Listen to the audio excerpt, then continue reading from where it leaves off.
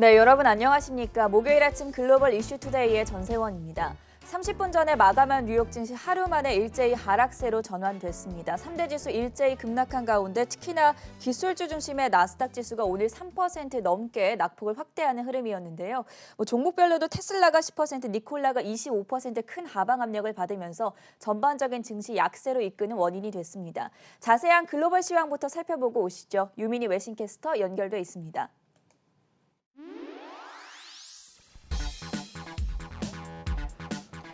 글로벌 마감 시황입니다. 수요일 뉴욕 증시는 코로나19 관련 소식과 또 연이은 연방준비은행 총재들의 발언 등을 주시한 가운데 시장 전반적으로 큰 폭으로 내리면서 조정을 잇는 하루를 보냈습니다. 다우지수 1.9% 하락하면서 26,700포인트대에 마감했고요. S&P 500은 2.3% 내려서 3,200포인트 선에, 나스닥은 3% 넘게 내리면서 1,600포인트 선에 장을 마쳤습니다. 트럼프 행정부는 영국과 달리 봉쇄 조치를 재개하지 않을 것이라는 것을 재차 강조하면서 시장을 달랬지만 또 SNS에 대한 법적 책임을 강화하겠다고 밝힌 점은 시장의 하방 압력으로 작용했습니다. 업종별 흐름 살펴보면 전 업종이 하락했습니다.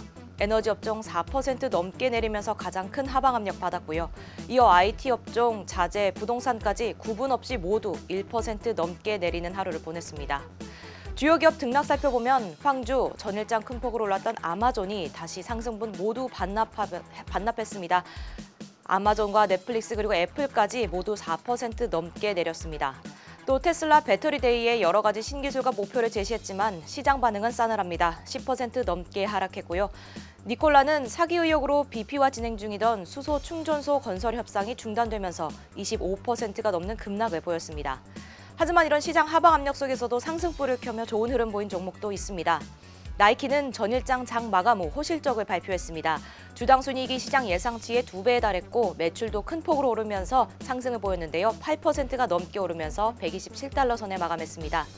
한편 스포츠 의류기업 룰루레몬은 코로나19로 미뤘던 자사주 매입을 재개한다고 밝히면서 장중에 좋은 흐름 보였는데요. 시장 하방 압력에 강보 앞선 1% 오르면서 장을 마쳤습니다. 또 존슨앤존슨도 코로나19 임상 3상에 돌입했다는 호재성 소식을 알렸습니다. 하지만 시장 하방 압력에 상승분 반납하면서 0.16% 오른선에 장을 마쳤습니다. 또 수요일장 큰 폭으로 오른 에너지 기업이 있습니다. 태양광 에너지 사업을 영위하고 있는 스파이에너지인데요.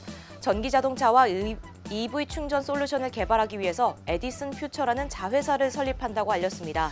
테슬라와 니콜라를 대체할 기업을 찾던 투자자들에게 관심을 받았다는 분석입니다. 장중 35배가 오르는 엄청난 급등을 보였었는데요. 1,200% 넘게 오르면서 장을 마쳤습니다. 이어서 유럽 증시와 상품 시장입니다. 유럽 증시는 신종 코로나 확산 상황과 또 주요 기업의 실적 그리고 정부 부양책을 주시한 가운데 일제히 오르며 장을 마쳤습니다. 닥스 지수 0.39%, 캐아크 지수는 0.6% 올랐습니다. 국제 수익률은 연준 위원들의 발언을 주시한 가운데 5년물 입찰을 앞두고 일제히 올랐습니다.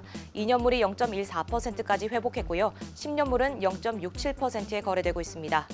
국제유가는 미국 에너지정보청에서 발표한 지난주 원유 재고량이 시장 예상치보다 많았던 164만 배럴이 감소하면서 일제히 올랐습니다. WTI 0.3% 올라서 39달러 93센트의 장을 마쳤고요. 브렌트유가 1.3% 올라 42달러 선에 마감했습니다. 금 가격은 코로나19 확산 속에서도 달러 강세가 이어지면서 큰 폭으로 내렸습니다. 2%가 넘게 내리면서 1,800달러대에 진입했습니다. 1,868달러의 거래를 마쳤고요. 달러 인덱스는 0.4% 올라서 94포인트 선까지 회복했습니다.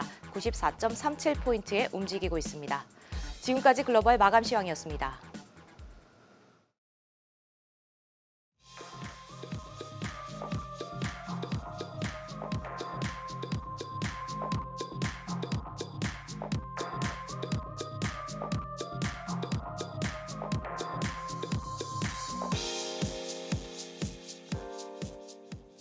네, 세계 각국의 이슈로 투자자의 든든한 하루를 보장해드리는 글로벌 이슈 투데이 시간입니다. 박찬휘 강단 외신캐스터 나와 있습니다. 어서 오세요.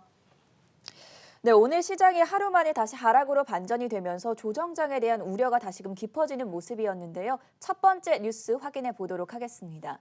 네, 오늘의 첫 번째 뉴스 간밤에 나왔던 미국 경제 지표들부터 짚어봐야겠죠. 강다운 외신캐스터가 준비했습니다. 네, 9월 마켓 제조업 PMI와 서비스업 PMI가 공개됐습니다. 9월 마켓 제조업 PMI는 53.5로 20개월 내 최고치를 기록했습니다. 그러나 서비스업은 부진했는데요. 9월 미국 서비스업 PMI는 전월 확정치 55에서 54.6으로 소폭 낮아졌습니다. 지난달만 해도 17개월 내 최고치를 기록했지만 다시 하락 전환한 건데요. 이에 대해서 전문가는 미국은 가파른 수요 증가와 고용 회복에 대한 기대로 2분기 침체 이후 3분기에는 탄탄한 반등을 즐겼지만 이 흐름이 4분기 때도 지속할 수 있을지에 대해서는 의문이라면서 조금은 보수적인 관점을 내놨습니다. 시장은 어제 반등한 이후 다시 하락했는데요. 사실 오늘 장 초반만 해도 나이키 호실적, 존슨앤존슨의 임상 3상 진입 그리고 미국 하원에서 정부의 셧다운을 피할 수 있는 임시 예산안이 통과된 점도 긍정적으로 작용을 하는 듯 했지만 코로나19 불확실성과 연준의 부양책에 대한 의문이 제기되면서 장 막판으로 갈수록 계속해서 낙폭을 키웠습니다. 업종별로도 대부분의 업종이 조금 부진했는데요. 화면을 통해 살펴봐도 상승불을 켠 업종을 찾기가 힘들 정도로 대부분 큰 폭의 하락세를 면치 못했습니다. 애플이 4% 넘게 떨어졌고요. 어제 5% 이상 올랐던 아마존 역시 4% 하락 마감했습니다. 시장 자체가 모멘텀을 잃다 보니까 실적주에 대한 관심이 커지고 있는데요. 나이키는 어제 장 마감 이후에 실적 발표하면서 급등한 흐름 그대로 오늘 8% 상승 마감했고요. 트위터가 사실 어제도 강하게 올라줬었는데요. 오늘 피보탈이 매수 상향 발표하면서 6% 올랐습니다. 그리고 웨스턴 디지털 역시 크레이그 알럼이 또 매수 상향을 발표하면서 6% 오른 모습과 함께 시장에서는 실적에 대한 기대 그리고 글로벌 IB들의 긍정적인 전망에 따라서 일부 종목들만이 조금 상승하는 모습 확인할 수 있었습니다.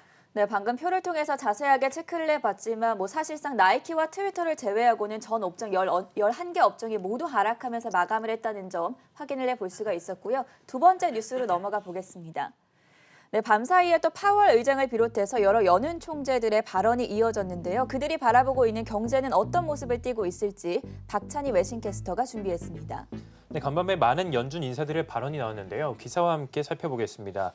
간밤에 클라리다 연준 부의장은 미국 경제가 잘 회복되고는 있지만 여전히 깊은 구렁에 빠져 있다고 주장을 했습니다.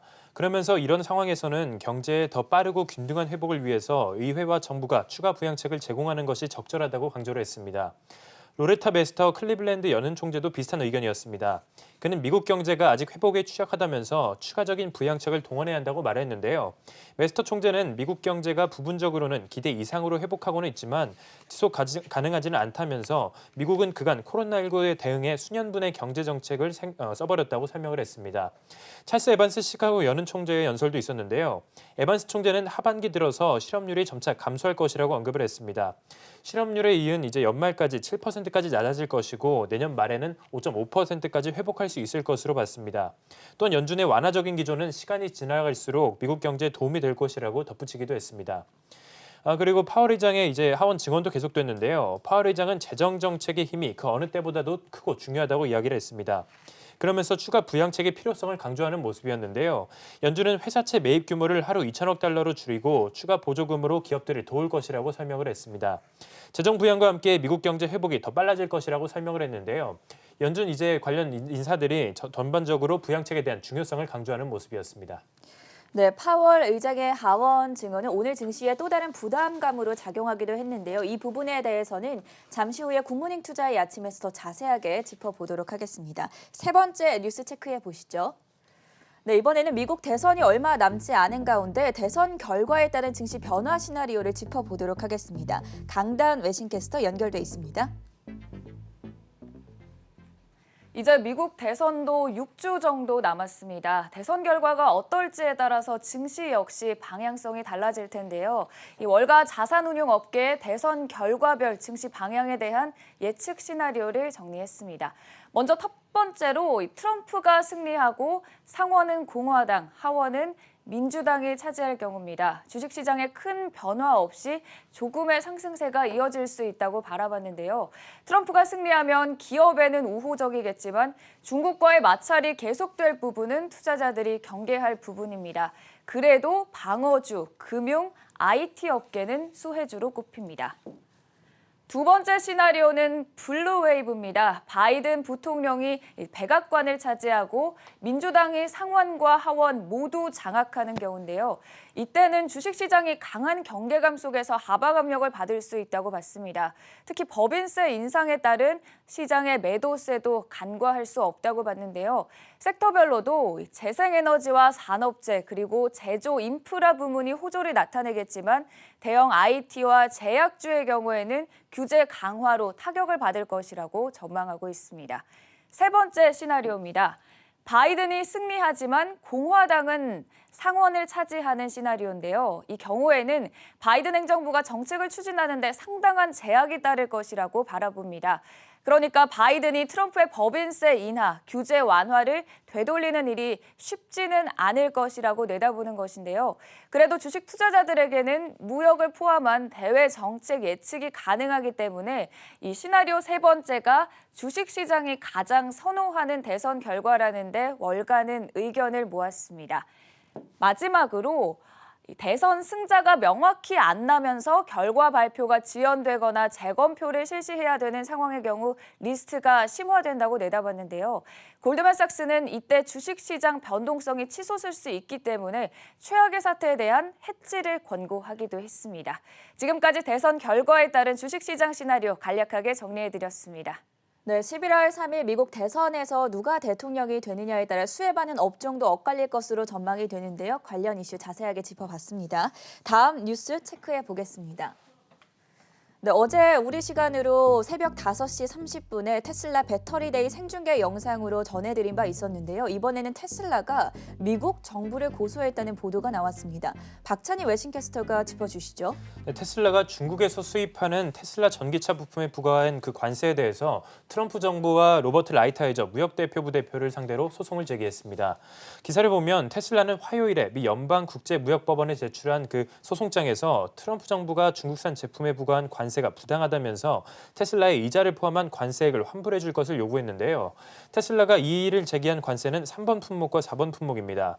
3번 품목은 2018년에 발효된 관세로 2천억 달러 규모의 중국산 제품에 25%의 관세를 적용하고 2019년에 발효된 4번 품목은 1,200억 달러 규모의 중국산 제품에 7.5%의 관세를 부과합니다.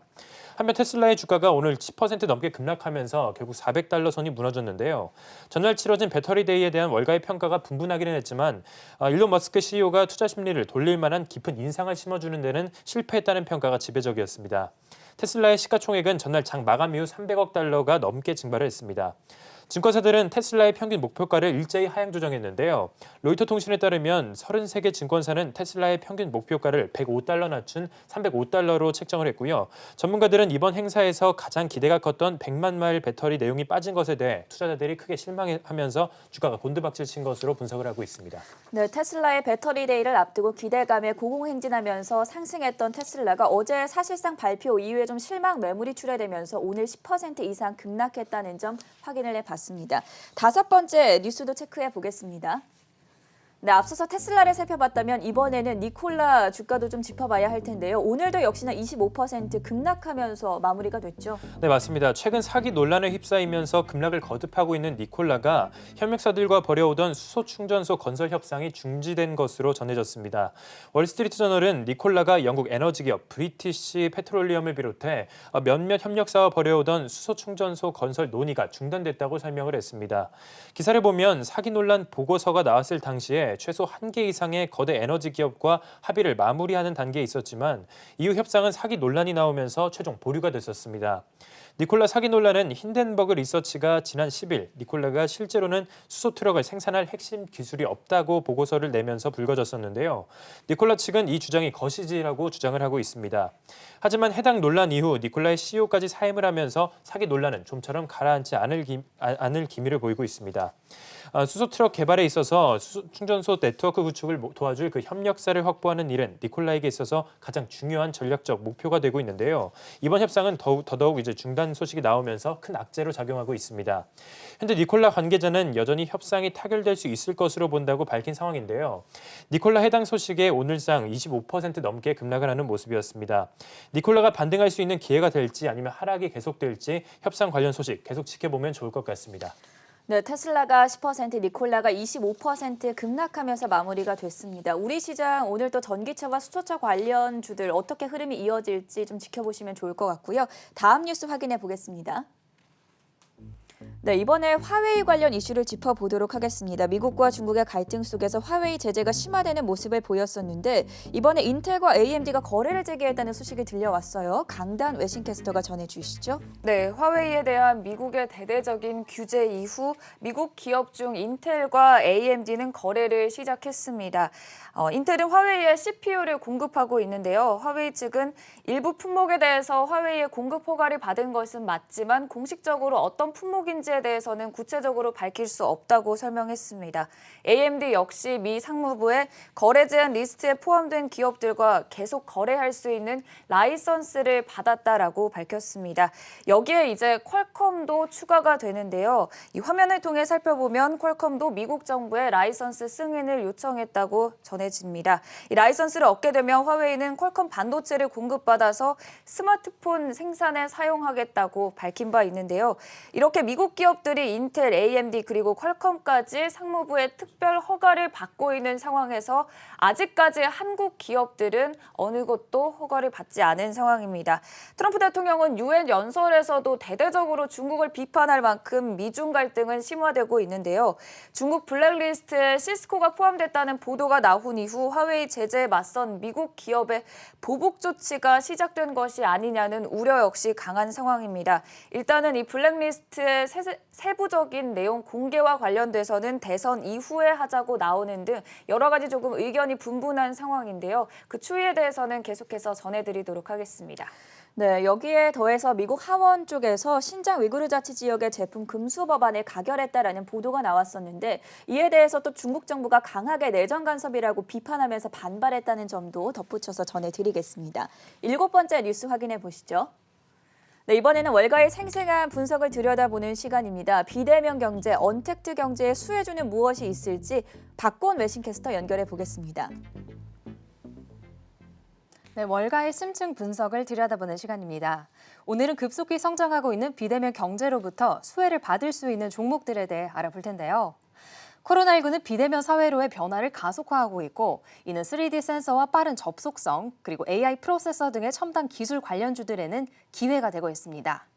CT에 따르면 글로벌 비대면 경제는 2024년까지 2배 이상 성장해 3천억 달러에 달할 것으로 보이는데요.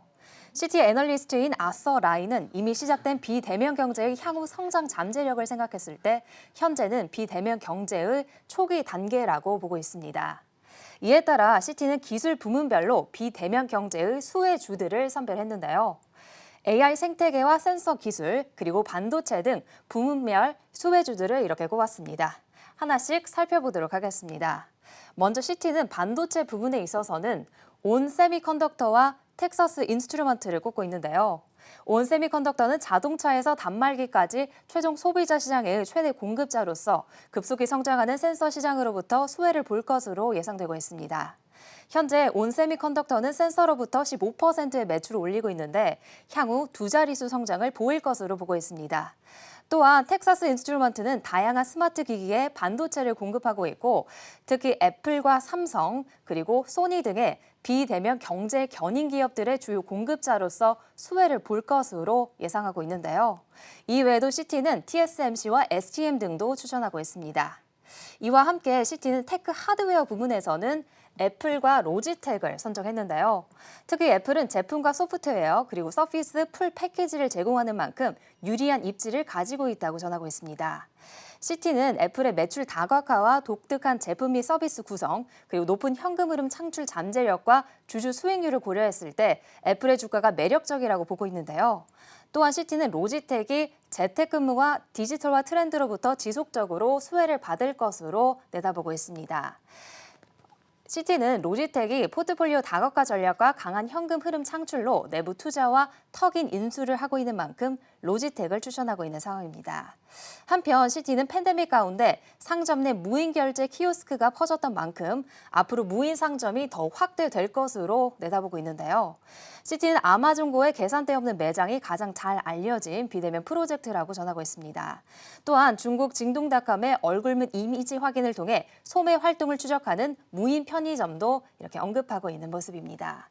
마지막으로 시티는 비내면 시대에 원격 조정과 음성 임식 등이 주위 환경 및 웨어러블 기기들의 통합됨에 따라 서로 상호 연결되며 컨트롤 가능한 AI 생태계에도 주목하고 있는데요. 시티는 해당 분야에서는 중국 회사인 샤오미와 아이플라이텍 그리고 일본의 오므론까지 추천해드리고 있습니다. 이렇게 지금까지 시티에서 선정한 비대면 경제 수혜주들에 대해 전해드렸습니다. 네, 월가가 바라보고 있는 비대면 경제의 수혜주들을 자세하게 확인을 해봤고요. 오늘의 마지막 이슈까지 체크해 보도록 하겠습니다. 네, 이번에는 미국도 IPO 흥행 랠리를 이어간다는 소식인데요. 지난주에 또 저희가 어떤 기업이었죠? 갑자기 기억이 안 나네요. 스노우플레이크. 네, 스노우플레이크에 이어서 오늘도 또 IPO 성공을 했다는 소식이 들려왔어요. 어떤 기업인지 확인해 볼까요? 네, 요즘 기업들의 IPO 소식이 나오면 시장에 관심이 집중되고 있는데요. 특히 IT 기업, 기술주에 대한 관심은 더 뜨겁습니다. 기사를 보면 간밤에 나스닥에 새롭게 상장한 종합 소프트웨어 솔루션 기업인 벤틀리 시스템스는 거래 첫날부터 공모가 대비 52% 급등을 하면서 $33 49센트에 마감을 했습니다. 시간의 거래에서는 0.89%가량 하락하고 있는데요. 벤틀리 시스템스는 공모 당시 최대 2억 3,650만 달러의 자금을 모집했습니다. 1,075만 주를 $22에 팔았는데요. 공모 가격은 초기 예상 가격이었던 17에서 19달러를 크게 상회를 했습니다. 벤틀리 시스템스에 따르면 이 회사는 지난해 기준 전 세계 50여 개국에 3,500명의 이상 직원을 두고 있고요. 연간 7억 달러 이상의 수익을 내고 있다고 합니다. 또한 2012년부터 R&D와 M&A에 10억 달러 이상을 투자하고 있습니다. 벤틀리 시스템즈는 3차원 설계와 해석 등 종합 소프트웨어 솔루션 분야에서 두각을 보이고 있는데요. 경쟁사로는 최근 틱톡 인수권으로 뜨거운 감자가 되고 있는 오라클이나 그 밖에 오토데스크나 트라임블 등이 있습니다. 한편 온라인 의약품 가격 정보 서비스 업체 구다렉스도 오늘 나스닥 상장 이후 첫 거래에서 53% 급등하는 모습이었는데요. $50 50센트에 거래가 됐습니다. 다만 시간의 거래에서는 2%가량 하락하고 있습니다. 주식 정보 전문 매체 모틀리풀은 원격 의료 시장이 급성장할 것이라면서 구다렉스의 향후 전망이 좋을 것이라고 설명을 했습니다. 네, 1시간 전에 마감한 뉴욕 증시 애플과 테슬라, 니콜라가 급락한 가운데 나스닥 지수가 오늘 3% 넘게 낙폭을 확대하면서 거래를 마쳤습니다. 좀 더 자세한 진단과 분석 들고 저희는 잠시 후에 굿모닝 투자의 아침으로 찾아오겠습니다.